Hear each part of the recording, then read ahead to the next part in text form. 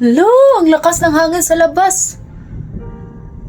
Tas may dugdog at kaglat pa. Ayun. Nagbilin pala yung biyanan ko na lalaki kasi andun sila ngayon sa pharmacy, tapos diretso na yun sila sa city. Then, bago umalis si Papa, sabi niya na isarado ko daw yung pintuan kasi nga may storm na parating. Ayan guys, sobrang lakas ng hangin ngayon sa labas. Delikado pa naman dito kapag malapit tayo yung summer kasi nga lakas ng hangin. Parang bagyo na sa atin ba sa Pilipinas. Nagluto ako ngayon ng chicken, no? Asin lang yung nilagay ko. Hindi na ako naglagay pa ng mga flour ko. Ayan. Ayan. Hala guys, bundak nag-uwan. Hala. Hala, may kasamang bato guys. Hala. Oh my gosh, tingnan niyo. Hala.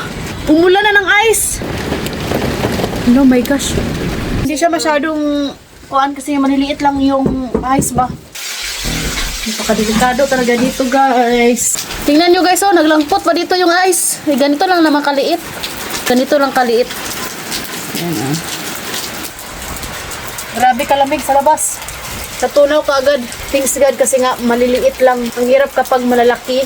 Tapos si mama andun sa daan ba. Okay din talaga dito sa Romania guys kasi nga pag may mga storm, malalakas na storm, hindi namin marinig sa labas. Nung pag-uwi namin ng Pilipinas, di ba doon sa bukid kay sobrang lakas ng hangin doon. Parang bagyo na ba? Every time na malakas yung hangin, ulan, inighampak sa hangin guys. Mutingo gagamong sin. Manago sad sila si Katyusha sa ilawom sa katre. Lulutuin ko na rin tong broccoli, no, kay sayang.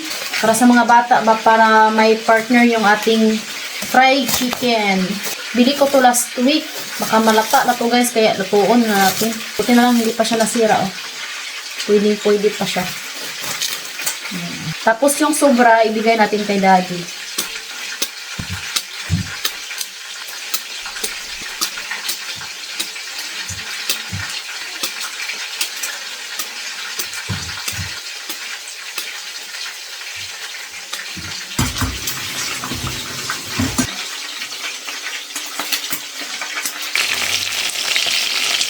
Half cook lang natin tong broccoli.